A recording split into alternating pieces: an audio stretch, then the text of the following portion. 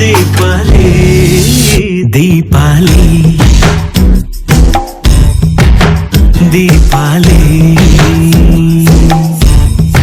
ప్రేక్షకులందరికీ దీపావళి పండుగ శుభాకాంక్షలు తెలియజేసుకుంటూ మధురిమలు స్వీట్ ఇండియా కార్యక్రమానికి స్వాగతం సుస్వాగతం.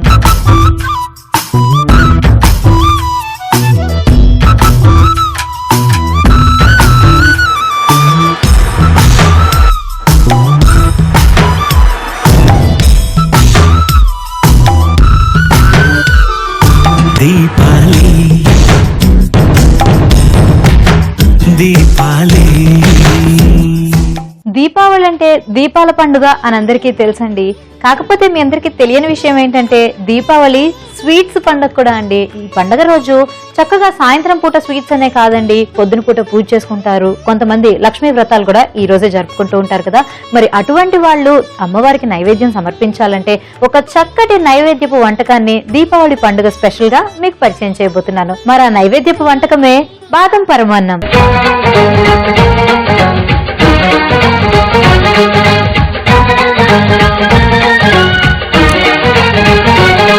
మరి బాదం పరమాన్నం తయారు చేసుకోవాలంటే ముందుగా నానబెట్టిన బాదం తీసుకున్నానండి.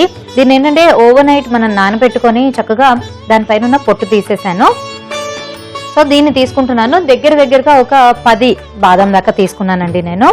సో దీన్ని ఏంటంటే మనం చిన్న పేస్ట్ లాగా చేసుకోవాలి, అందుకని మిక్సీ జార్లో వేసేస్తున్నాను.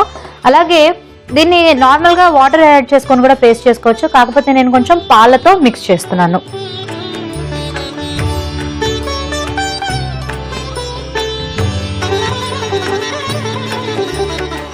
సో ఇది మనకి ఫైన్ గా పేస్ట్ అవ్వాలంటే మరీ ఎక్కువ పాలు పోస్తే కూడా మనకి పేస్ట్ అవ్వదండి, అంటే బాదం సరిగ్గా నలగదు కాబట్టి కొంచెం పాలు మాత్రమే నేను ఇందులో యాడ్ చేస్తున్నాను.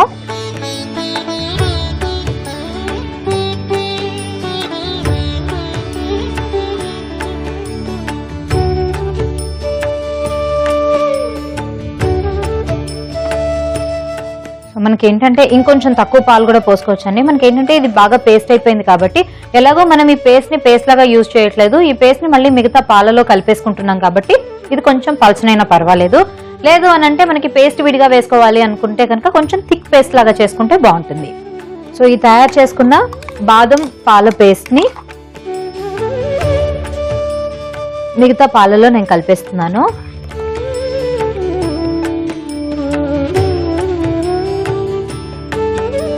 సో జనరల్ గా మనకి పండగలు అనగానే నైవేద్యం పెట్టుకుంటాం కాబట్టి పరమాన్నం అనేది కంపల్సరీ ఇంట్లో వండుకుంటూ ఉంటాం కదండి.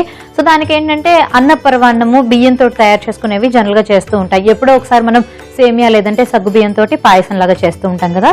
సో ఈ రోజు ఏం చేస్తున్నానంటే నేను బియ్యాన్ని తీసుకున్నానండి. ఇది మామూలు ప్లెయిన్ గా మనకి రెగ్యులర్ గా అన్నం వండుకుండే బియ్యమే. సో దీన్ని కూడా నేను ఏం చేశానంటే శుభ్రంగా కడిగి పక్కన పెట్టేసుకున్నాను కాబట్టి ఇప్పుడు ఈ బియ్యాన్ని మనం ప్యాన్ లో వేసుకుందాము. అంతకంటే ముందు ప్యాన్ హీట్ చేసుకొని కొంచెం చక్కగా మనం దీన్ని వేయించుకుందాము. సో మనం స్టవ్ ఆన్ చేసుకొని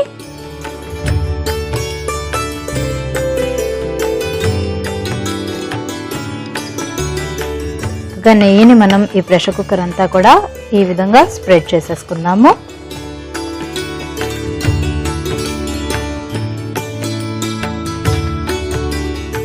ఇప్పుడు మనం శుభ్రంగా కడిగి తర్వాత డ్రైన్ చేసుకున్న ఈ బియ్యం ఏదైతే ఉందో దీన్ని వేసుకొని దూరగా వేయించుకుందాం.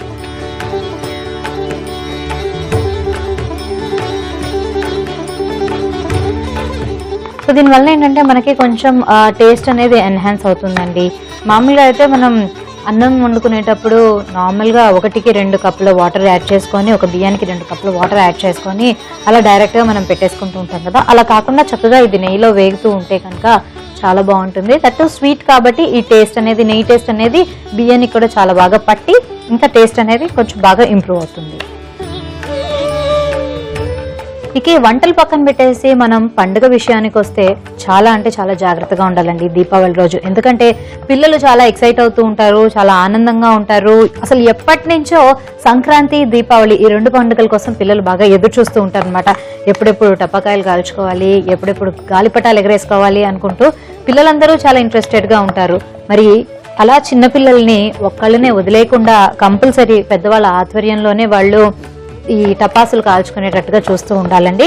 అటు నాయిస్ పొల్యూషనే కానీ లేదంటే ఈ టపాసులు కాల్చడం వలన ఆ కెమికల్స్ అంతా స్ప్రెడ్ అయ్యి ఎన్విరాన్మెంటల్ పొల్యూషన్ కూడా ఎక్కువగా జరుగుతూ ఉంటుంది. కాబట్టి వీలైనంత తక్కువగా మనం ఈ టపాసుల్ని కాల్చుకుంటే బాగుంటుందండి.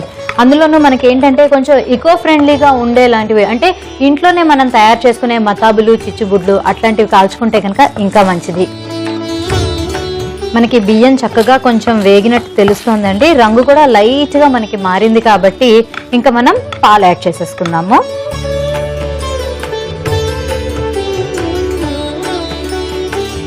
సో ఆల్రెడీ మనం నానబెట్టి పొట్టు తీసిన కాజుని పేస్ట్ చేసుకొని ఈ పాలలో మిక్స్ చేసుకున్నాం కదండి. ఈ పాలు నేను ఇందులో యాడ్ చేసేస్తున్నాను. ఇది ఆల్మోస్ట్ మనకి ఏంటంటే 1 కప్పు బియ్యానికి 2 కప్పులు పాలుగా నేను ముందరే తీసుకొని పెట్టుకున్నాను.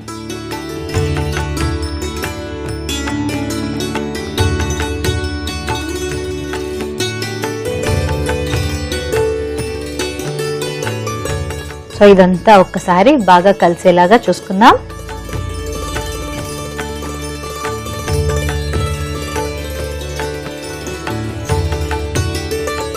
ఇప్పుడు కుక్కర్ని క్లోజ్ చేసేసుకొని మనం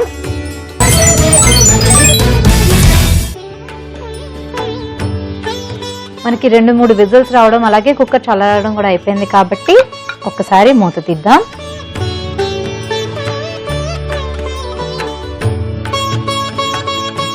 సో మనకి ఇది చక్కగా కుక్ అయిపోయిందండి రైస్ తోటి.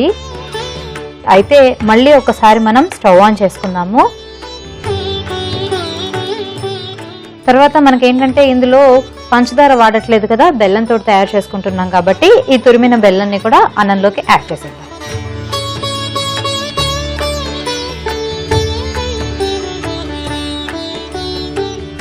సో ఈ బెల్లం కూడా యాడ్ చేసిన తర్వాత మనకి ఏంటంటే అది కొంచెం పలచబడిన తర్వాత మనకి అన్నానికి కరెక్ట్ గానే వచ్చేస్తుందండి. ఒకవేళ మనకి ఇంకా కొంచెం ముద్దగా అయింది లేదంటే గట్టిగా అయింది అనుకున్నప్పుడు కొంచెం పాలు లేదంటే నీళ్లు కానీ యాడ్ చేసుకోవచ్చు. సో ప్రస్తుతానికి నేను కొంచెం పాలు యాడ్ చేస్తున్నాను.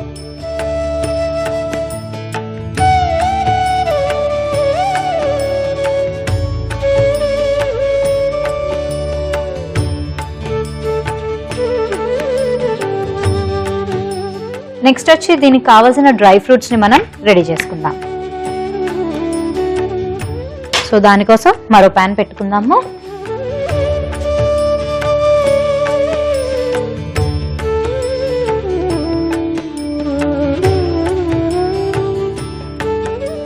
సో నెయ్యి కూడా కరిగిపోయింది కాబట్టి ఇప్పుడు నేను కొంచెం డ్రై ఫ్రూట్స్ అలాగే పచ్చి కొబ్బరి ముక్కలు కూడా తీసుకున్నాను కదా, వాటన్నిటిని కూడా నెయ్యిలో దోరగా వేయించుకుందాం.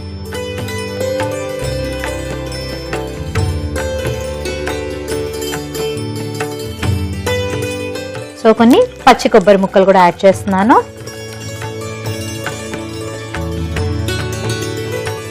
సో ఇలా పచ్చి కొబ్బరి ముక్కలు పెద్ద పెద్దగా ఇష్టపడని వాళ్ళు ఏంటంటే దాన్ని చక్కగా తురుముకోవచ్చు కూడా అండి. ఒకవేళ ముక్కలు ముక్కలుగా తినాలి అనిపిస్తే కనుక కొంచెం పెద్ద పెద్దగా తెలిసేటట్టుగా చేసుకుంటే పంటికి తగులుతూ బాగుంటుంది. సో ఇక్కడ పరవాన్నం కూడా చూస్తూ ఉంటే ఇందాకటి కంటే కూడా చక్కగా బెల్లం అంతా కరిగి మనకి ఊరినట్టుగా కనిపిస్తోంది కదండి. సో ఒకసారి మధ్యలో దీన్ని కూడా కలిపేసుకుందాం.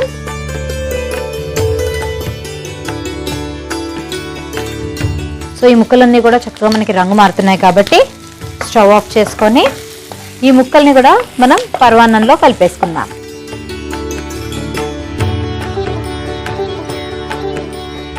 అయితే మన హిందూ పండుగలన్నిటికీ కూడా ఒక సైంటిఫిక్ రీజన్ కూడా ఉంటుందండి. ఈ దీపావళి జరుపుకోవడం వెనకాల ఉన్న సైంటిఫిక్ రీజన్ ఏంటి అంటే మనకేంటంటే ఒక ఋతువు నుంచి ఇంకో ఋతువుకి మారుతూ ఉంటాం కదా, ఈ సీజన్ చేంజ్ అనేది జరుగుతూ ఉంటుంది. కాబట్టి మనకేంటంటే చిన్న చిన్న బ్యాక్టీరియా లేదంటే ఎన్నో రకాల చిన్న చిన్న క్రిమికీటకాలు అనేవి ఇంట్లో కూడా వస్తూ ఉండే అవకాశం ఉంటుంది కదా.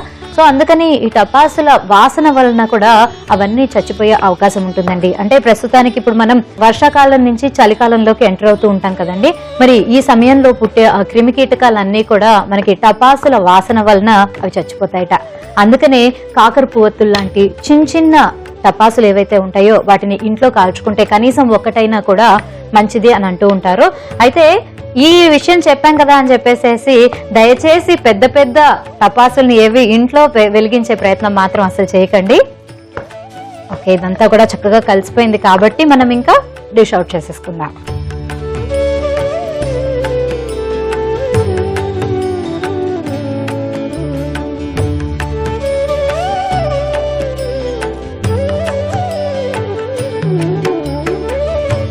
మరి బాదం పరమాన్నం అయితే రెడీ అయిపోయిందండి. మరి కొంచెం దీన్ని ఏంటంటే మనకి ఈ ముక్కలన్నీ డ్రై ఫ్రూట్స్ అన్ని కూడా లోపలికి వెళ్ళిపోయినాయి కాబట్టి పైనుంచి ఇంకొంచెం గార్నిష్ చేసుకుందాము.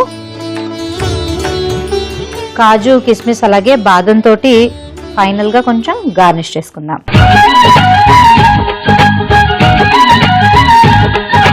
టేస్ట్ ఎలా ఉందో చూసి చెప్తాను. బెల్లం వేసుకున్నాం కాబట్టి ఆ బెల్లం పరమాన్నం టేస్ట్ చాలా అంటే చాలా బాగుందండి.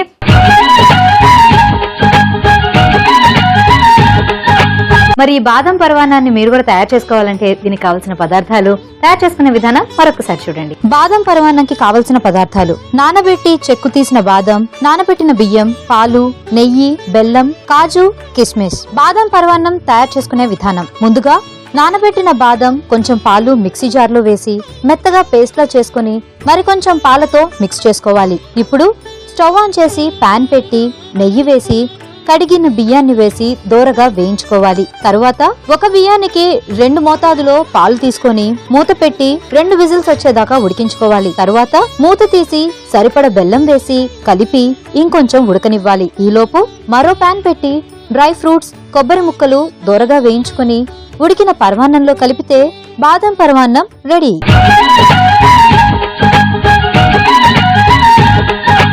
మరి ఈ కార్యక్రమాన్ని మీరు మళ్ళీ చూడాలనుకుంటే www.youtube.com/ETV అభిరుచిలో చూడొచ్చు. అలాగే www.facebook.com/ETV అభిరుచిలో ఫాలో కూడా చేయొచ్చు. మరో చక్కటి ఎపిసోడ్ లో మళ్ళీ మేము ముందుకు వస్తాను. అంతవరకు మరొకసారి ప్రేక్షకులందరికీ దీపావళి శుభాకాంక్షలు తెలియజేసుకుంటూ have a safe and happy Diwali. Deepavali